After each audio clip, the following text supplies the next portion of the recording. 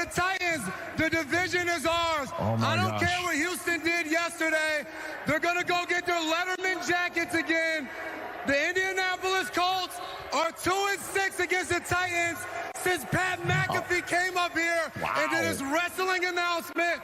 And the Jacksonville Jaguars, they haven't had back-to-back winning seasons since I was a senior in high school. Everybody catches. I don't wanna hear any more small talk. Off that short pier, take a long walk. My style ain't free cause it ain't off top. I'm at your throat, go get a cough drop. I don't wanna hear any more small talk. Off that short pier, take a long walk. My style ain't free cause it ain't off top. I'm at your throat, go get a cough drop. It's Kush. I love me too much and your brain turn to mush. Fall flat on your tush. You couldn't handle the product I push. I guess I'm just used to it, I just do it. Like Nike swoosh, none of that Reggie Bush. Cause I'm top shelf, I ain't got wealth. But I'm on my grind like park rails. I'd sell the shoes right off my 2 feet, then add one, that's a yard sale. Got dumb bars that be smarter than Harvard, Yale. Take your pictures elsewhere, you wanna be TMZ, I wanna be VIP. Quit pandering, I'm not answering cause I don't wanna hear any more small talk. Off that short pier, take a long walk. My style ain't free cause it ain't off top. I'm at your throat, go get a cough drop. I don't wanna hear any more small talk. Off that short pier, take a long walk. My style ain't free cause it ain't off top. I'm at your throat, go get a cough drop. All of that bark and no bite, that's alright. Not everyone can be the big dog. Take a walk, kick rocks. Can't keep me out cause I pick locks. They hearing me knocking, I'll never be stopping. I keep this shit popping like lip gloss. Get me pissed off and the whole squad point the red dots. Something like chicken pox, give me all what you got like it raw, shimmy y'all. Feeling like Tony Hawk, never soft, let it rock, better not get involved. Running a marathon and you a tortoise. This my world, you a tourist. Fuck with the bullet, you get in the horns, I'm a tourist. I don't wanna hear any more small talk. Off that short pier, take a long walk. My style ain't free cause it ain't off top. I'm at your throat, go get a cough drop. I don't wanna hear any more small talk. Off that short pier, take a long walk. My style ain't free cause it ain't off top. I'm at your throat, go get a cough drop.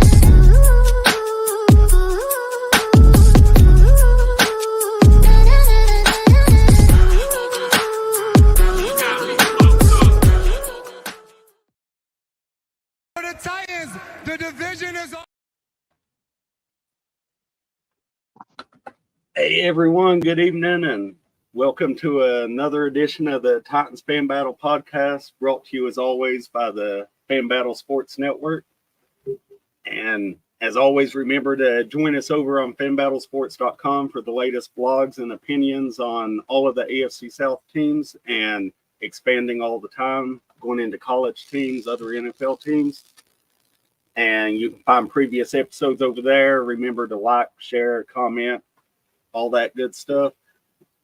But we're here today to talk about a few changes over in Titans land. We was trying to get on here multiple times last week, but I was under the weather and couldn't get vertical long enough to do it. But here we are today. So, Tyler, you want to say tighten up to everybody?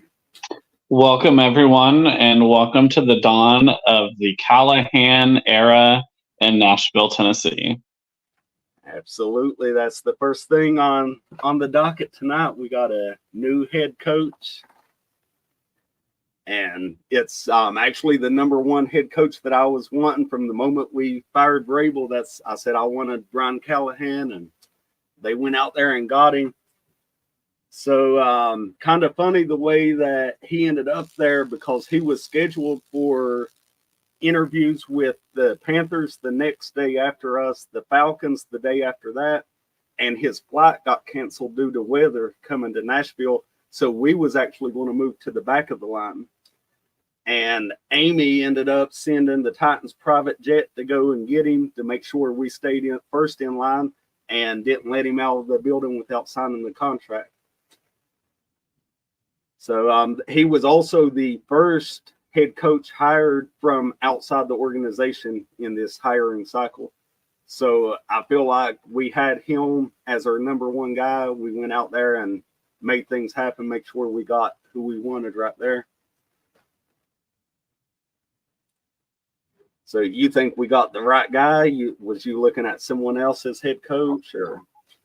I mean, I definitely was vocal that I wanted the offensive coordinator from the Texans. He was my number one person. I'm a little intrigued as to why no one hired him, because he had a bunch of requests. which leads me to believe that a lot of teams just think that there were 8 coaching openings this season, and none of the 8 took him.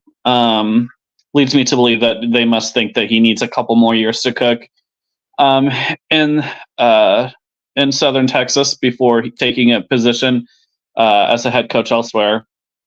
But Brian Callahan was my number 2. I think we'd been very vocal between you and I about how we wanted an offensive-minded coach. So I'm excited for what the future is going to hold, and I'm really liking the hiring so far for the team around him. It makes me optimistic about the future. I think it is still very early to tell what the future is going to look like under him.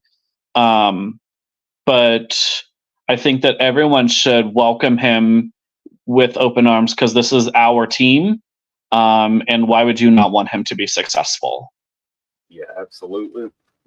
And I think Bobby Slowick was number 1 on most Titans fans' list. And the reason I didn't want him was, as you said, he's a rookie offensive coordinator. I'd like to see him do it more than 1 year before we hand the team over to him.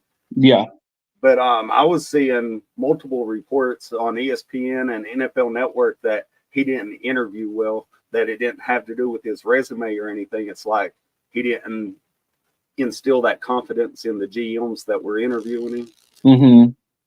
So it may just, if he is a young offensive coordinator, it may just take him a year or 2 to get that interview process down. Yeah.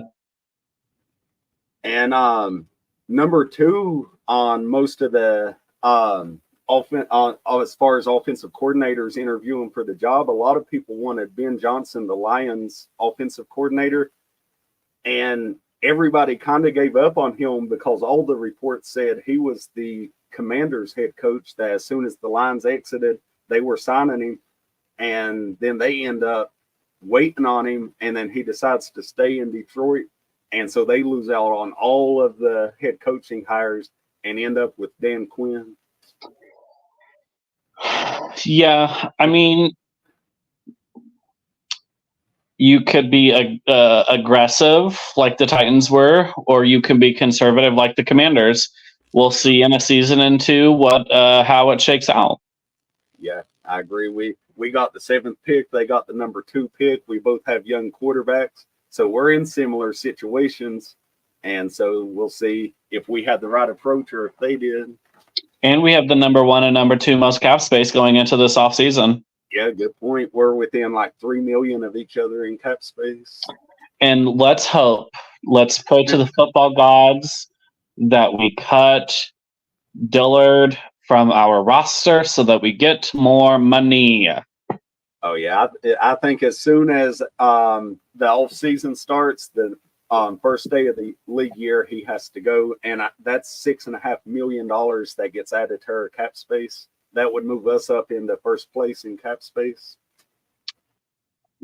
It is needed because he did not help us. He hurt us. Yeah, in every way possible.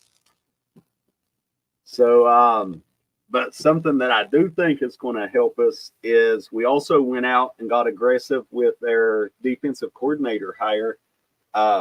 We went out and got the Ravens defensive back coach at Denard Wilson. So I was looking at his history as a coach and just to run down some of the stuff he did. His first time as a DB's coach was with the Rams. He produced the 8th fewest passing touchdowns allowed during that time, the 5th fewest yards per completion, and the 10th best pass defense. Now, let's also talk about how that Rams defense had 2 of the greatest defensive players of all time. And Jalen Ramsey. Yeah, was that the years he was there? It may have been. Yeah. Aaron, this is Jalen Ramsey's first year not on the Rams. Yeah, he was with the Eagles. With the Eagles before the Ravens, though. Yeah. Oh no, it wasn't. The Rams was in 2014. He was a Ram. How long was he in LA? 3 years. Well, so we wouldn't have had. I don't think he would have had him. So that means that he would have at least had probably the number 2 greatest defensive player of all time in Aaron Donald at the very least. Definitely had Aaron Donald. Yeah, it helps your back end coverage when Aaron Donald's getting those sacks and pressures. Yeah. when you have a guy that's getting double and triple teamed by offensive linemen. From there, he moved on to the Jets, where he allowed the 9th fewest yards per completion. And from there, he moved on to the Eagles, where he had the number 1 pass defense and allowed the 3rd lowest passer rating during his year there. Or 2 years there, I'm sorry. And then last year, he was with the Ravens, where they had the number 6 pass defense, the 3rd most interceptions, and the lowest passer rating allowed. So everywhere he's went, he's had success. So that's been our weak spot, is that back end coverage. So maybe he can spark some magic for us the way he has everywhere else that he's been. Yeah, I think it's an A+ hire personally. Ever since we lost Logan Ryan, and that like era of 3 really good starting defensive backs, the secondary for the Titans has always been kind of below average ever since then. I mean, we had Kevin Byard, but really there was nobody else that was able to go out there and shut down receivers when we were playing them. So I think it's an A+ hire for sure at the moment, because I think his resume speaks for itself. I mean, he took Marlon Humphrey for the Ravens, and look at his production for them. Kyle Hamilton is in his 2nd season for the Ravens, and he's an All-Pro. So working with that and playing with players that are such high caliber leaves a lot of optimism to look forward to for this team, where for the past 3, 4, 5 seasons or so, that has really been kind of one of the drags on this roster, because how many years in a row have we had a bottom 5 pass defense in the entire NFL? Yeah. And so now that we have him, and he's getting to work with a young Jeffrey Simmons who's in his prime, I'm excited to see what he does. And I think it's necessary, because we got to play CJ Stroud twice a year. We got to play Trevor Lawrence twice a year. Those two have kind of proven their worth already. The jury is still out on Anthony Richardson. So he comes to this team at a very dire time, when we need to start really working on that secondary. Yeah, and you talked about him, what he done when he had Donald getting those pressures and stuff. And Aaron Donald has been vocal about Jeffrey Simmons being the next in line behind him to the next great defensive tackle. So, I mean, he's proven what he can do with those weapons. Yeah. But then the one hire I think we've made that kind of leaves me scratching my head is we hired for the wide receiver coach, Tyke Tolbert. And so he comes from, his pedigree as the Panthers as a wide receiver coach, the Broncos as a wide receiver coach, the Giants, and then last year with the Bears. I mean, none of these are teams that you look at and say, wow, their pass game is amazing. So I think that I seen that before we got on here. I think that the biggest reason there is because they have a relationship between the two, between Callahan and him. So I'm not sure if I hope that it's, not going to be a major issue, but I mean, we'll see what happens. Not everybody can have Reggie Wayne as a wide receiver coach. Right. Yeah, I don't think that it's a major deal because Callahan's already said he's the former QB coach. He's a pass game specialist, and he's calling his own plays. So he's going to have the most say and the biggest thumbprint on the pass game, no matter who the wide receiver coach is. And I also think that a lot of that has to do with the fact that, number one, you have to have some sort of assistant. I think the rule in the NFL is that it's an offensive assistant that's African American. Yeah. So I'm not sure if maybe that they did that to appease to that. Maybe they did that in hopes that maybe down the line they want some compensatory picks in the third round if they think that he has a shot of potentially moving up the ladder someday. Yeah, absolutely. And that's something because, when we hired Rand Carthon, the 49ers got 2 third-round picks from that. Yeah. And between him and also the defensive coordinator, Wilson, like if either one of those get hired by another team, then that's just going to bolster us with day 2 picks. Yeah. It'll be good in the long run. Oh yeah, I agree. The one big position left for us to fill is the offensive coordinator, which we've had 3 interviews for. So the 3 interviews are the Bucs quarterback coach Thad Lewis, the Dolphins assistant head coach Eric Strutzville, I think is how you say his last name, and the Jaguars pass game coordinator Nick Holes. Do any of those do anything for you, or you think that we should be looking elsewhere? You have another name in mind? I think this is pretty simple, in my opinion. Out of those 3, only one of them have had a game this season where they put up 70 points in a game. Yeah. And that's where I'm going to leave that. Yeah, and the Dolphins assistant head coach there, Strutzville, he's been my number 1 target for offensive coordinator from the beginning. And the reason why, I've got a few reasons. First, he's the assistant head coach. So clearly they've got a lot of confidence in him. They think highly of him. But he's also their run game coordinator. So he's got fingerprints on the offense already.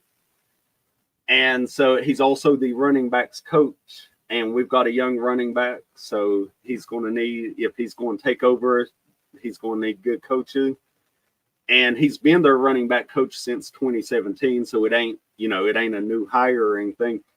Mm-hmm. Before he became their running backs coach, he was the Broncos running back coach who traditionally had a great running game. Yeah. And they have gone all the way back into the 80s and 90s.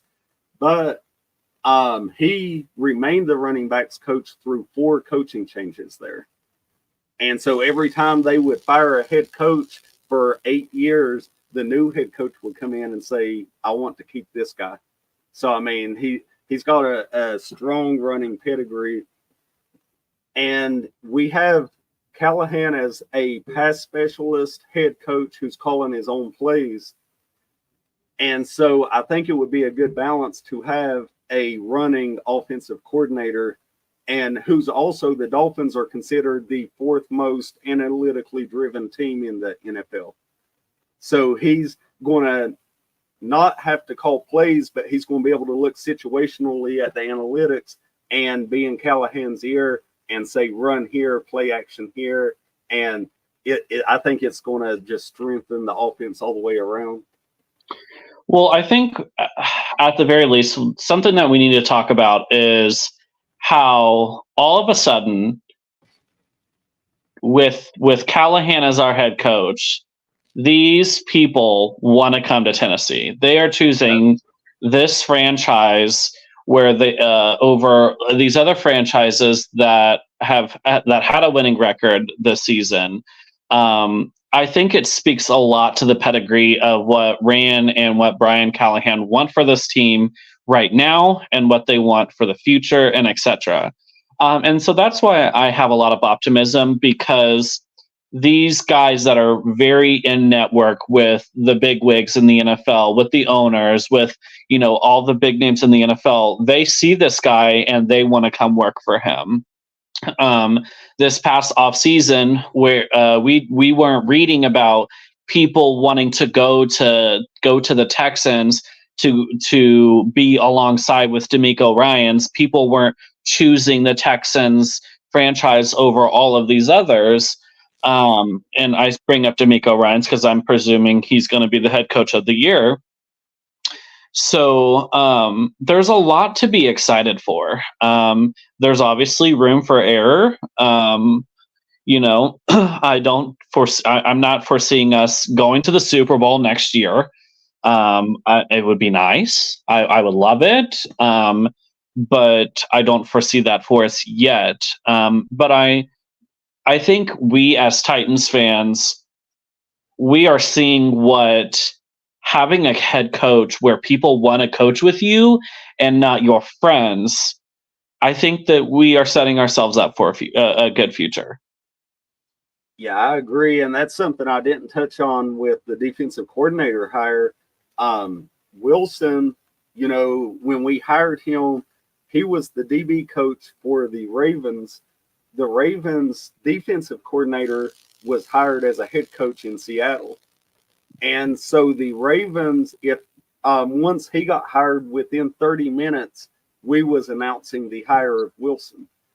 And if the Ravens had promoted him to defensive coordinator of Baltimore, we couldn't have hired him. So when the defensive coordinator position became open, we had to make a quick decision, and the decision was to give him an offer. But in addition to the Ravens potentially giving him an offer, they're saying 2 other teams had standing offers on the table. And he chose to turn down all 3, the Ravens and those other 2 mystery teams, and said, I want to go coach with Callahan. So, I mean, like you said, that would not have happened last year with Vrabel, I don't think. Yeah. Well, and I think that there's a lot to be said because, I mean, you have Callahan, who was an offensive coordinator in Cincinnati with a very high caliber offense with, you know, the likes of Jamar Chase and Mixon and Higgins and Burrow. You know, they're going to make a DB coach really angry and really frustrated when you're having to double and triple team Jamar Chase. So I think my hope is that the 2 of them in practices and when scheming plays, things like that, that they are going to be looking at, okay, like that they're going to challenge each other. Because if they go in it with that mindset, I think that it could really benefit this team, because that's not something we were getting during the Vrabel era. We were just, you're my friend. I go have some drinks with you at the bar, or we used to coach with each other in Texas a couple of years ago. Why don't you come coach with me here? So I'm excited to see that. Now, Callahan hiring his dad. I mean, I'm like, oh, maybe this is presumptive.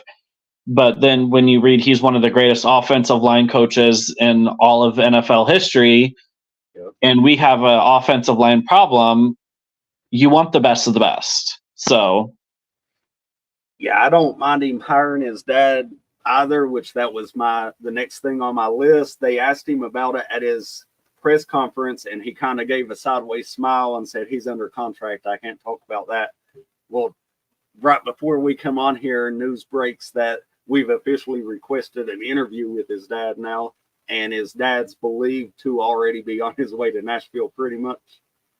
I read something before we got on here that the Browns accepted his request to leave the team.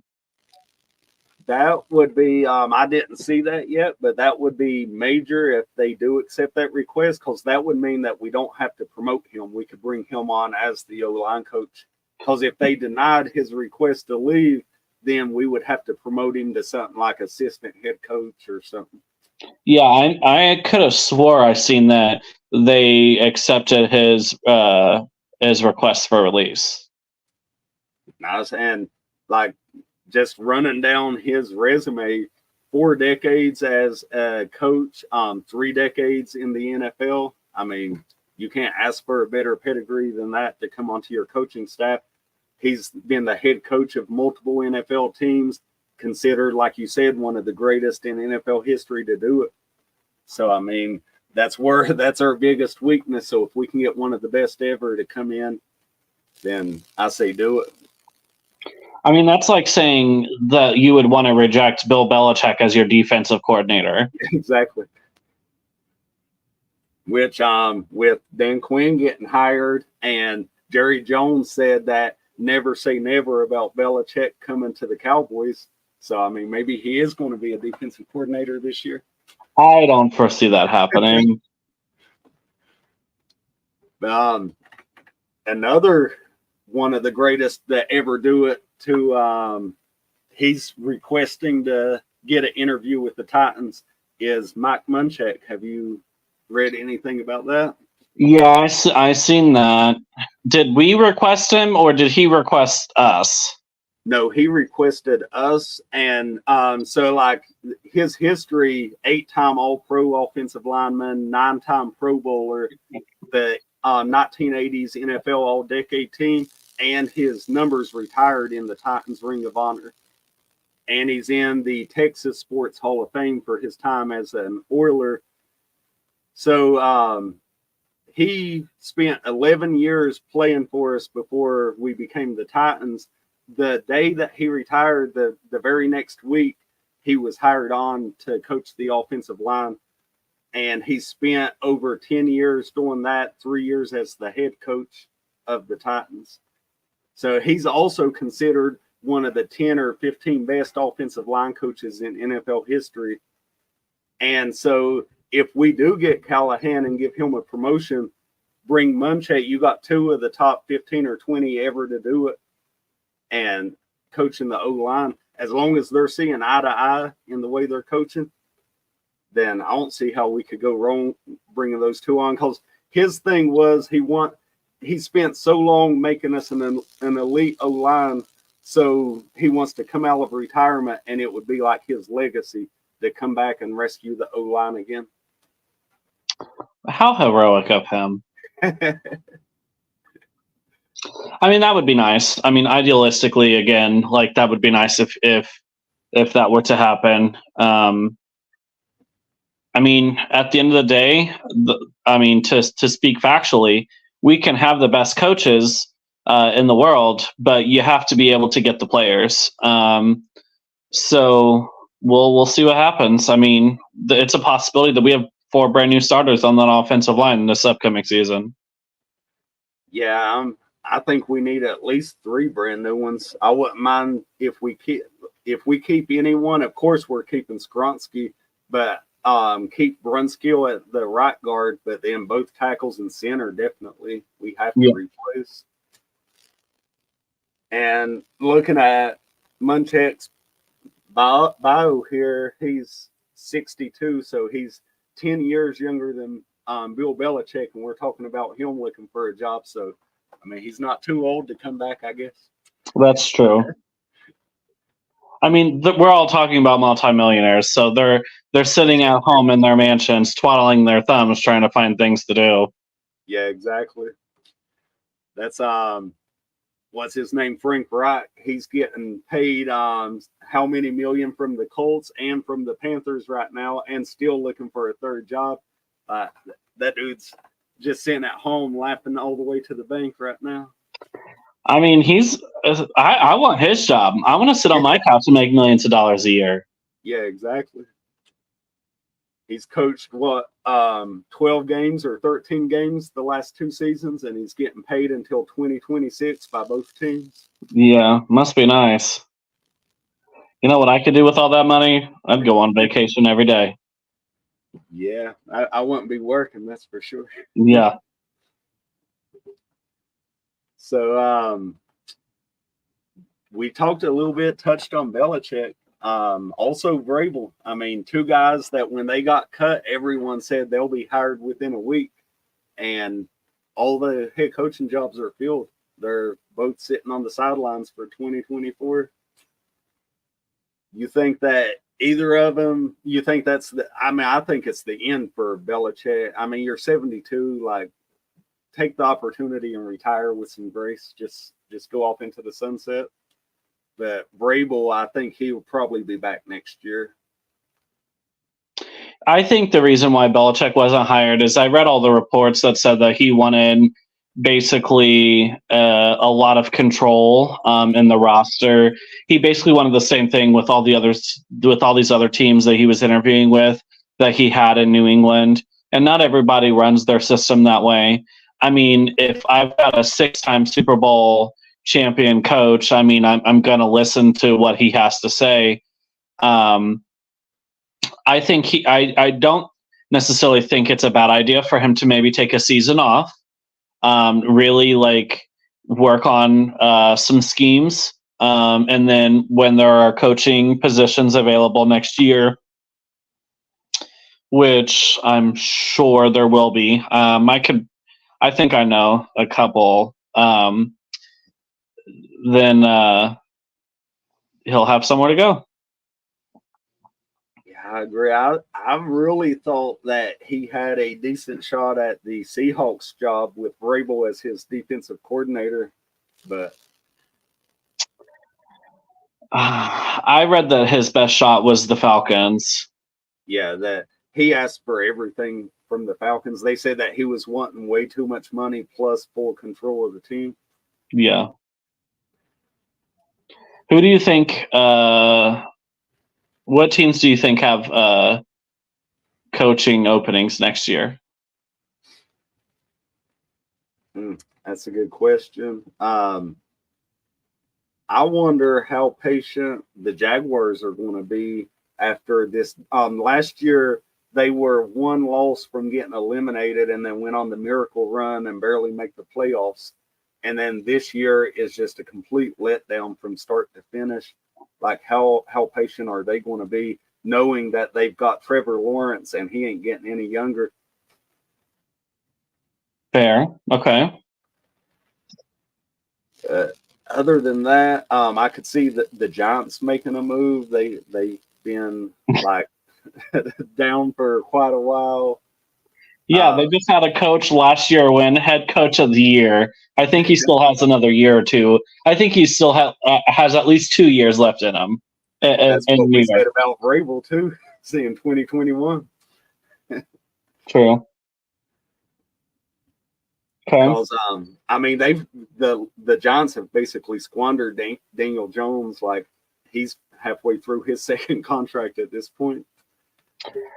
I'm gonna say something that's gonna shock a lot of people. What's that?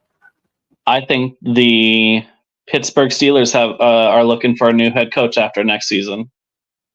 See, they were talking. I mean, they were talking about it this year, but it depended on Tomlin wanting to retire, and he decided he didn't want to. But he took a long time to make that decision. And the Cowboys, they wasn't very, very confident going into the offseason either. After that playoff loss, there was talks about them moving on. So, I mean, they said they're going to give him one more year, but what happens next year? Who knows? But we have 8, which is 25% of the NFL this year. So, I mean, every year you're going to get a few. That is true. But speaking of this coming season and surprises, so Henry said goodbye at the end of the season and went out on the 50-yard line and got on the PA system and thanked the fans. But then last week he gives an interview and says that he thinks that the door is closed from the Titans' end, but it's not closed from his end, that he's still open to coming back. And then Callahan says that he'll never turn down good teams and Henry fits his system, that he's open to Henry coming back. So is the door a little bit further open than what we thought it was for Henry to retire a Titan? With this one, I'm stuck because Henry has been an advocate for higher running back pay for years now. And we have seen the success that the Titans have had at the hands of Derrick Henry. I mean, when you have someone who has the talent and ability that Derrick Henry has, it's hard to not be successful. However, I think that what he's going to want and what he's going to ask for, he's not going to get in Ran, because I think if I am in Rand's mind, okay, I just drafted a 3rd round running back who has showed some promise, and if I go out there and I give him a little bit better of an offensive line than what I gave him last year, he could potentially take over this team. I definitely don't want to see Derrick Henry go, because I just bought his jersey, not that long ago. But what I think it's going to come down to is how much money is he asking for? He's only got, running back shelf lives are not very long in the National Football League. He's got maybe 3 good years left in him before, we start to see grandfather time. Like I said, I think it all comes down to the amount of money he wants. He was making $14 million this year. Yeah. I think he's going to want 16, and I don't think Rand's going to give it to him. No, and nor should he. If he asks for 16, then I don't think you can come close to that. I see where I would be at with him would be because like you said, running back shelf life ain't long. The traditional mark is 30 years old. You start declining, and he turned 30 on January 7th, I think it was. So, unless you're Frank Gore or Adrian Peterson, there ain't many yards to gain after you turn 30. Yeah. And I would be comfortable at 13 or 14 million over 2 years. I'm not getting close to the 14 million he made this year. I'm looking at a $6 to $7 million payday, because he's not going to take that.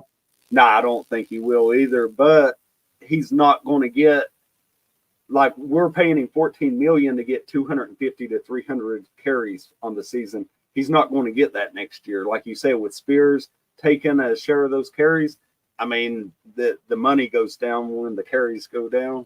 Yeah. And Spears, he spoke up in an interview as well. He said that that he would love to share carries with Henry again, and that he's fully comfortable with his role on the team. If Henry goes, he's ready to step up, but he would prefer for Henry to stay and us have a split backfield. That's just more options for Will Levis. Yeah.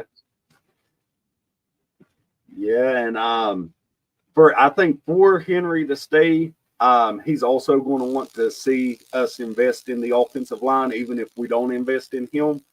So looking at free agency, do you see anyone, 1 or 2 free agents out there that you think would help the offense?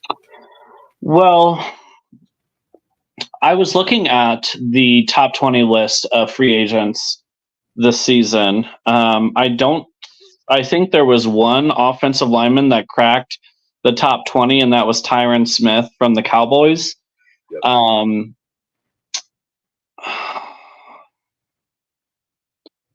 This is such a heavy offensive line draft. I definitely don't think that we should go out and get 3 rookies to start on our offensive line. But, I wouldn't be opposed to Tyron Smith. Again, anything's better than Andre Dillard. Yeah. I would love to definitely see him. Out of everyone that's in the top 20 list, I would welcome all of them with open arms except for one. And that one is Michael Thomas from the Tampa Bay Bucks. And it's not that I wouldn't want him on the team. It's just that I don't want the Titans to become the retirement home for wide receivers, like what the Indianapolis Colts franchises come for retirement homes for quarterbacks.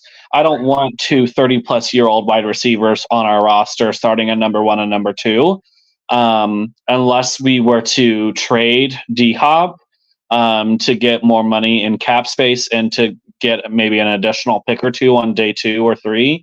I that's the only one I personally would not want. I know a lot of people in the Titans Nation are wanting T. Higgins because I think he's the top wide receiver projected to go into free agency this year. And a lot of people see the connection because of Brian Callahan. Brian Callahan was his offensive coordinator. However, the issue is the Browns are really hardcore trying to get him, is the other issue. And do I want Will Levis, who really hasn't shown his full potential, or do I want to go to a really good team, a really good roster in the Browns, who have Deshaun Watson, who's one massage away from going away for a while? Yeah, and I like everybody wants T. Higgins, and I would love to get T. Higgins. I don't think he's going to be a free agent though, because the Bengals are top 5 in cap space as well, and they can extend Chase this year, but that money don't hit till 2025. So they could afford to franchise tag T. Higgins and keep the team together. Yeah, but they have so many different needs on that team. I mean, that secondary really took a hit when they let Bates go to the Falcons. They still need to work on that offensive line. They need a tight end. So while yes they do have a lot of cap space, I don't know if T. Higgins wants to stay there. Who knows? It's possible that he doesn't want to leave, but there's no way that they're going to keep all 3 of those wide receivers on that roster. I think they're going to for 2024. I think they break it up 2025, and that's when they really get into salary cap trouble, because they've already paid Burrow, and then they got to pay Chase right behind that. And so that's when you got a third of your salary cap in 2 players. Yeah. I don't think that, because the other wide receiver, his name escapes me. It's Tyler Boyd. Boyd. I mean, those are all free this year as well. He may be the one that they let fall. Yeah, that's what I was saying. I mean, those wide receivers are going to go into free agency, and they're going to get paid 20+ million. Oh yeah. So they can't keep both wide receivers and pay them both $20 million.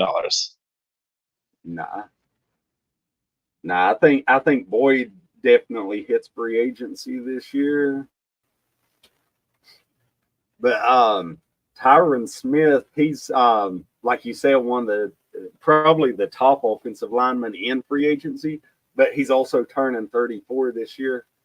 It's like, how much money are you going to invest in a 34-year-old left tackle? True. And so that's why my number 1 target in free agency would be the Dolphins center, Connor Williams, who's the number 1 center in free agency. And so you fill that need in the middle, and then you can go out with the 7th pick and fill your left tackle. And so then you've gotten younger and better all the way across the left side of your line. Not a bad idea, especially since we could get Connor Williams for cheap because we ended his season. Yeah, exactly. and if we hire their assistant head coach as their offensive coordinator, then we've got a built-in recruiter there that can bring him over. Yeah, that is true. But before we wrap it up, you got any draft targets? I know everybody's wanting either Neighbors or a left tackle at number 7. You have any surprise picks? Maybe somebody in the 2nd round you're looking at? I think every Titan at the end of the day wants Marvin Harrison Jr. I just think that we all are under the impression that he won't be there. Yeah. I think draft day is full of surprises, and there are teams in the NFL that are very QB needy. You've got the Falcons, you've got the Raiders, the Broncos that could very quickly move up and try to move up in the draft to get a quarterback. Yeah. So anything is possible. On draft night, right before the draft hit this past year, Mel Kiper released his final mock draft, which had Will Levis going at number 4, and we got him at number 33. So, there's always somebody dropping unexpectedly. That is true. So, assuming we get a left tackle in the 1st round, I was hoping we could address wide receiver in the 2nd round. Polk out of Washington. He's one of the top 10 or 12 wide receivers in the nation. And he's no Marvin Harrison or Neighbors, but he's right there at that very next level. I also think Brock Bowers will drop into the 2nd round. And I'd be okay with us trying to get him because not only could he help us in the blocking game, but he could also be a vertical threat. Yeah, if he drops out of the 1st round, then that's a no-brainer. I think that we trade up to the top of the 2nd round just like we did last year. Yeah. But I think that's pretty much got us caught up on all the crazy coaching news we've had this past week. So hopefully we'll have an offensive coordinator to talk about next time around. Let's hope. But for this time, I guess that's going to do it. You want to tell everybody where they can find you at? You can add me on Facebook at Tyler Warren or on Instagram at Manning of Steel 2018. All right. And as always, you can find me on X at Titans W Order. And until next time, we appreciate everyone joining us here for the Titans Fan Battle podcast. Don't forget fanbattlesports.com. Go over there and read our opinions that we have during the week in between episodes on everything Titans or AFC South related. So we'll see y'all next time.